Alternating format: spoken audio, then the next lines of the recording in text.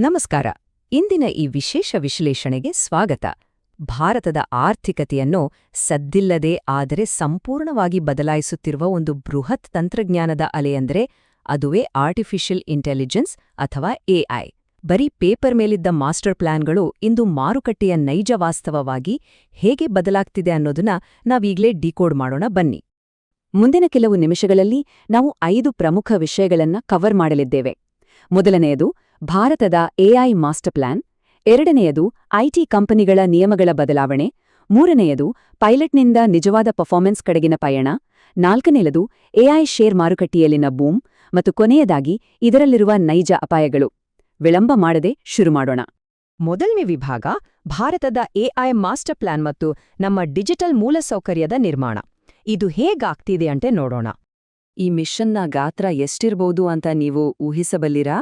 ಬರೋಬ್ಬರಿ 10,300 ಕೋಟಿಗೂ ಅಧಿಕ ರೂಪಾಯಿಗಳು.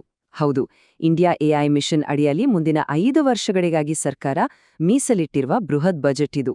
ನಮ್ಮ ದೇಶದ ದೃಷ್ಟಿಕೋನ ಎಷ್ಟು ಗಂಭೀರವಾಗಿದೆ ಅನ್ನೋದನ್ನ ಈ ಒಂದೇ ಒಂದು ಸಂಖ್ಯೆ ಸ್ಪಷ್ಟವಾಗಿ ಹೇಳುತ್ತೆ, ಅಲ್ವಾ?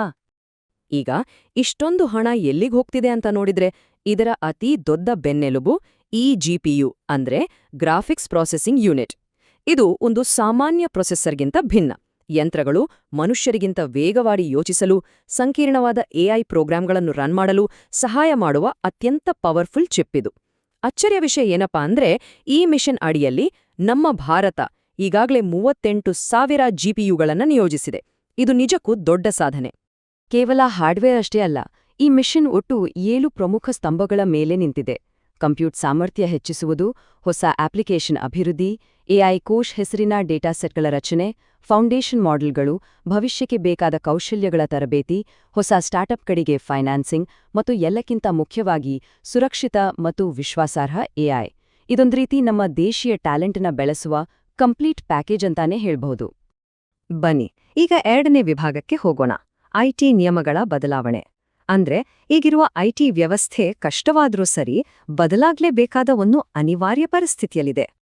ನೋಡಿ, ಸಾಂಪ್ರದಾಯಿಕ ಐಟಿ ಡೆಲಿವರಿಗೂ ಮತ್ತು ಇಂದಿನ ಎಐ ಆಧಾರಿತ ಕೆಲಸಗಳಿಗೂ ಅಜಗಜಾಂತರ ವ್ಯತ್ಯಾಸವಿದೆ. ಹಳೆ ಮಾಡೆಲ್ನಲ್ಲಿ ಹೆಚ್ಚು ಜನರ ಅಗತ್ಯವಿತ್ತು ಮತ್ತು ಅದು ಪ್ರತಿ ವರ್ಷ 2-3% ಕುಸಿತ ಕಾಣ್ತಿದೆ. ಆದರೆ ಹೊಸ ಎಐ ನೇಟಿವ್ ಒಪ್ಪಂದಗಳು ಸಂಪೂರ್ಣವಾಗಿ ಔಟ್ಕಮ್ ಓರಿಯೆಂಟೆಡ್ ಆಗಿವೆ, ಅಂದ್ರೆ ಫಲಿತಾಂಶದ ಮೇಲೆ ನಿಂತಿವೆ. ಭವಿಷ್ಯದ ಬೃಹತ್ ಬೆಳವಣಿಗೆಗೆ ಇದೇ ದಾರಿ ಅನ್ನೋದು ಕಂಪನಿಗಳಿಗೆ ಈಗ ಸ್ಪಷ್ಟವಾಗಿದೆ. ಈ ಬದಲಾವಣೆ ಎಷ್ಟು ಮಹತ್ವದ್ದು ಅನ್ನೋದಕ್ಕೆ HCL ಟೆಕ್ನ ಸಿಇಒ ಸಿ ವಿಜಯಕುಮಾರ್ ಅವರ ಈ ಮಾತೇ ಸಾಕ್ಷಿ. ಮುಂಬರುವ ದಶಕಗಳಲ್ಲಿ ಕಂಪನಿಯ ಮೌಲ್ಯವನ್ನು ಹೆಚ್ಚಿಸಲು ಎಐ ಅವಕಾಶಗಳ ಲಾಭ ಪಡೆಯೋದೇ ಆರ್ಥಿಕ ವರ್ಷ 27ರಲ್ಲಿ ನಮ್ಮ ನಂಬರ್ 1 ಆದ್ಯತೆ ಅಂತ ಅವರು ಸ್ಪಷ್ಟವಾಗಿ ಹೇಳಿದ್ದಾರೆ.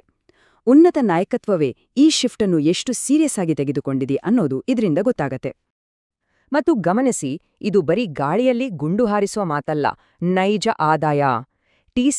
ಟಿಸಿಎಸ್ನ ವಾರ್ಷಿಕ ಎಐ ಸೇವೆಗಳ ಆದಾಯ $2.3 ಬಿಲಿಯನ್ ದಾಟಿದೆ. ಹಾಗೆಯೇ HCL ಟೆಕ್ನ ಅಡ್ವಾನ್ಸ್ಡ್ ಎಐ ಆದಾಯ 4ನೇ ತ್ರೈಮಾಸಿಕದಲ್ಲಿ $620 ಮಿಲಿಯನ್ ತಲುಪಿದೆ. ಒಂದೆಡೆ ಆರ್ಥಿಕ ಸವಾಲುಗಳು, ಉದ್ಯೋಗ ಕಡಿತಗಳ ಸುದ್ದಿ ಇದ್ರೂ ಈ ಹೊಸ ಎಐ ಯೋಜನೆಗಳು ಅಕ್ಷರಶಃ ಬಿಲಿಯನ್ಗಟ್ಲೆ ಡಾಲರ್ ಆದಾಯ ತಂದುಕೊಡುತ್ತಿವೆ. ಇನ್ನು ಮೂರನೇ ವಿಭಾಗ ಪೈಲಟ್ನಿಂದ ಕಾರ್ಯಕ್ಷಮತೆಗೆ ಅಥವಾ ಎಂಟರ್ಪ್ರೈಸ್ ಅಡಾಪ್ಷನ್ ಅಟ್ ಸ್ಕೇಲ್, ಅಂದ್ರೆ ದೊಡ್ಡ ದೊಡ್ಡ ಉದ್ಯಮಗಳು ಎಐಯನ್ನು ಹೇಗೆ ಬಳಸ್ಕೊಳ್ತಿವೆ ಅಂತ ನೋಡೋಣ. EY-CII ವರದಿಯ ಈ ಡೇಟಾ ನೋಡಿದ್ರೆ ನೀವೇ ಆಶ್ಚರ್ಯಪಡ್ತೀರಾ. ಸುಮಾರು 47% ಉದ್ಯಮಗಳು ಈಗಾಗಲೇ ಎಐ ಅನ್ನು ಲ್ಯಾಬ್ಗಳಿಂದ ಹೊರತಂದು ತಮ್ಮ ನೈಜ ಲೈಫ್ ಪ್ರಾಜೆಕ್ಟ್ಗಳಲ್ಲಿ ಬಳಸ್ತಿವೆ. ಕೇವಲ 23% ಕಂಪನಿಗಳು ಮಾತ್ರ ಪೈಲಟ್ ಹಂತದಲ್ಲಿವೆ. ಇನ್ನುಳಿದ 30% ಪ್ಲಾನಿಂಗ್ನಲ್ಲಿವೆ. ಅಂದ್ರೆ ಎಐ ಅನ್ನೋದು ಕೇವಲ ಪ್ರಯೋಗಾಲಯಕ್ಕೆ ಸೀಮಿತವಾಗಿಲ್ಲ, ಅದು ಈಗ ಬಿಸ್ನೆಸ್ನ ಒಂದು ಅವಿಭಾಜ್ಯ ಅಂಗವಾಗಿಬಿಟ್ಟಿದೆ. ಹಾಗಾದ್ರೆ ಕಂಪನಿಗಳು ಎಲ್ಲಿ ಈ ಎಐ ಅನ್ನು ಅತಿ ಹೆಚ್ಚು ಬಳಸ್ತಾವೆ? ಮುಂದಿನ 12 ತಿಂಗಳ ಲೆಕ್ಕಾಚಾರದಲ್ಲಿ 63%ರಷ್ಟು ಕಂಪನಿಗಳು ತಮ್ಮ ಕಾರ್ಯಾಚರಣೆ ಅಥವಾ ಆಪರೇಷನ್ಸ್ ವಿಭಾಗದಲ್ಲಿ, 54%ರಷ್ಟು ಗ್ರಾಹಕ ಸೇವೆಯಲ್ಲಿ ಮತ್ತು 33% ಮಾರ್ಕೆಟಿಂಗ್ ವಿಭಾಗದಲ್ಲಿ ಜನರೇಟಿವ್ ಎಐ ಅನ್ನು ಅಳವಡಿಸಿಕೊಳ್ಳಲು ಟಾಪ್ ಪ್ರಯಾರಿಟಿ ನೀಡುತ್ತಿವೆ. ಈ ಮೂಲಕ ತಮ್ಮ ಕೆಲಸದ ವೇಗವನ್ನು ಡಬಲ್ ಮಾಡ್ಕೊಳ್ಳುವ ಪ್ಲಾನ್ ಇವರದು. ಈಗ ಬರೋಣ ಅತ್ಯಂತ ಕುತೂಹಲಕಾರಿ 4ನೇ ವಿಭಾಗಕ್ಕೆ, ದಿ ಎಐ ಸ್ಟಾಕ್ ಬೂಮ್. ಭವಿಷ್ಯದ ಮೌಲ್ಯವನ್ನು ಮಾರುಕಟ್ಟೆ ಹೇಗೆ ಅಳೆಯುತ್ತಿದೆ ಅನ್ನೋದರ ಬಗ್ಗೆ. ಭಾರತದ ಎಐ ಮಾರುಕಟ್ಟೆ ಯಾವ ವೇಗದಲ್ಲಿ ಬೆಳೆಯುತ್ತಿದೆ ಅನ್ನೋದನ್ನ ಈ ಡೇಟಾ ತೋರಿಸುತ್ತೆ. 2025ರ ವೇಳೆಗೆ $8 ಬಿಲಿಯನ್ ಇರುವ ಮಾರುಕಟ್ಟೆ ಕೇವಲ 2027ರ ಹೊತ್ತಿಗೆ $17 ಬಿಲಿಯನ್ ಗೆ ಜಿಗಿಯುವ ನಿರೀಕ್ಷೆಯಿದೆ. ಮೈಕ್ರೋಸಾಫ್ಟ್ ಮತ್ತು ಗೂಗಲ್ನಂತಹ ಜಾಗತಿಕ ದೈತ್ಯರು ಭಾರತದ ಎಐ ಮೂಲಸೌಕರ್ಯಗಳ ಮೇಲೆ ಕೋಟ್ಯಾಂತರ ಡಾಲರ್ ಹೂಡಿಕೆ ಮಾಡಲು ಇದೇ ಅತಿದೊಡ್ಡ ಕಾರಣ. ಇದು ಕೇವಲ ಟೆಕ್ ದೈತ್ಯರಿಗೆ ಮಾತ್ರ ಅಲ್ಲ, ಷೇರುಪೇಟೆಗೂ ಹಬ್ಬವೇ ಸರಿ. ಈ ಲಿಸ್ಟ್ ನೋಡಿ. ಪರ್ಸಿಸ್ಟೆಂಟ್ ಸಿಸ್ಟಮ್ಸ್ ನಂತಹ ಸಾಫ್ಟ್ವೇರ್ ಕಂಪನಿಯ ಷೇರುಗಳು 5 ವರ್ಷಗಳಲ್ಲಿ 306% ಲಾಭ ನೀಡಿವೆ. ಆಶ್ಚರ್ಯ ಅಂದ್ರೆ ಆಟೋಮೊಬೈಲ್ ಬಿಡಿಭಾಗಗಳ ಕಂಪನಿ ಬಾಷ್ 168% ಮತ್ತು ಒರಾಟಲ್ ಫೈನಾನ್ಷಿಯಲ್ 141%ನಷ್ಟು ಬೃಹತ್ ರಿಟರ್ನ್ಸ್ ನೀಡಿವೆ. ಕೇವಲ ಎಐ ಅಳವಡಿಕೆಯಿಂದ ಬೇರೆ ಬೇರೆ ವಲಯದ ಕಂಪನಿಗಳು ಕೂಡ ಮಾರುಕಟ್ಟೆಯಲ್ಲಿ ಹವಾ ಸೃಷ್ಟಿಸುತ್ತಿದ್ದವೆ. ಮತ್ತು ಈ ಉತ್ಸಾಹ ಬರೀ ಸಾಫ್ಟ್ವೇರ್ಗೆ ಸೀಮಿತವಾಗಿಲ್ಲ. ಇನ್ಫ್ರಾಸ್ಟ್ರಕ್ಚರ್, ಹಾರ್ಡ್ವೇರ್ ಒದಗಿಸುವ ಕಂಪನಿಗಳಿಗೂ ಭಾರೀ ಡಿಮಾಂಡ್ ಹೆಚ್ಚಾಗಿದೆ. ಉದಾಹರಣೆಗೆ, ದೇಶೀಯ ಹಾರ್ಡ್ವೇರ್ ಕಂಪನಿಯಾದ ನೆಟ್ವೆಬ್ ಟೆಕ್ನಾಲಜೀಸ್ನ ಶೇರ್ಗಳು ಕಳೆದ ಒಂದೇ ವರ್ಷದಲ್ಲಿ ಬರೋಬ್ಬರಿ 170%ಗಿಂತ ಹೆಚ್ಚು ಜಿಗಿತ ಕಂಡಿವೆ. ಷೇರ್ಪೇಟೆಯ ಹೂಡಿಕೆದಾರರು ಈ ಎಐ ಕ್ರಾಂತಿಯ ಬಗ್ಗೆ ಎಷ್ಟು ಪಾಸಿಟಿವ್ ಆಗಿದ್ದಾರೆ ಅನ್ನೋದಕ್ಕೆ ಇದೊಂದು ಪರ್ಫೆಕ್ಟ್ ಎಕ್ಸಾಂಪಲ್. ಆದರೆ ಎಲ್ಲಾ ಹೊಳೆಯುವುದೆಲ್ಲ ಚಿನ್ನವಲ್ಲ ಅಲ್ವಾ? ಇದು ನಮ್ಮ 5ನೇ ಮತ್ತು ಕೊನೆಯ ವಿಭಾಗ, ಅಪಾಯಗಳು ಮತ್ತು ರಿಯಾಲಿಟಿ ಚೆಕ್. ಅನುಷ್ಠಾನದ ಅಡೆತಡೆಗಳೇನು ಅಂತ ನೋಡೋಣ. ನಾವು ಎಷ್ಟೇ ಉತ್ಸಾಹದಲ್ಲಿದ್ರೂ ಈ ವಾಸ್ತವಗಳನ್ನ ಕಡೆಗಣಿಸುವಂತಿಲ್ಲ. ಮೊದಲನೇದಾಗಿ ಮಾರುಕಟ್ಟೆಯ ಅತಿಯಾದ ಮೌಲ್ಯಮಾಪನೆ. ಅಂದ್ರೆ ಕೆಲವು ಕಂಪನಿಗಳ ಪಿಇ ಅನುಪಾತಗಳು ಈಗಾಗ್ಲೇ 110x ದಾಟಿವೆ. ಎರಡನೇದಾಗಿ, ದೊಡ್ಡ ಐಟಿ ಕಂಪನಿಗಳ ಒಟ್ಟು ಆದಾಯದಲ್ಲಿ ಎಐನ ಪಾಲು ಇನ್ನು 5%ಗಿಂತ ಕಡಿಮೆಯಿದೆ. ಇನ್ನು ಭೌತಿಕವಾಗಿ ನೋಡಿದ್ರೆ, ನಮ್ಮ ಪವರ್ ಗ್ರಿಡ್ಗಳ ವಿದ್ಯುತ್ ಪೂರೈಕೆಯ ಮಿತಿಗಳು ಮತ್ತು ತುಂಬಾ ದುರ್ಬಲವಾದ ಹಾರ್ಡ್ವೇರ್ ಸಪ್ಲೈ ಚೈನ್ ಇವೆಲ್ಲವೂ ಭವಿಷ್ಯದ ದೊಡ್ಡ ಸ್ಪೀಡ್ ಬ್ರೇಕರ್ಗಳಾಗಬಹುದು.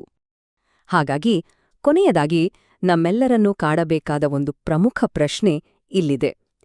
ಎಐ ನವೀನ್ಯತೆಯ ಈ ಬುಲೆಟ್ ಟ್ರೈನ್ ವೇಗವು ನಮ್ಮ ಮೂಲಸೌಕರ್ಯಗಳ ಭೌತಿಕ ಮತ್ತು ಆರ್ಥಿಕ ಮಿತಿಗಳನ್ನು ಯಶಸ್ವಿಯಾಗಿ ಮೀರಿ ಬೆಳೆಯಬಲ್ಲದೆ?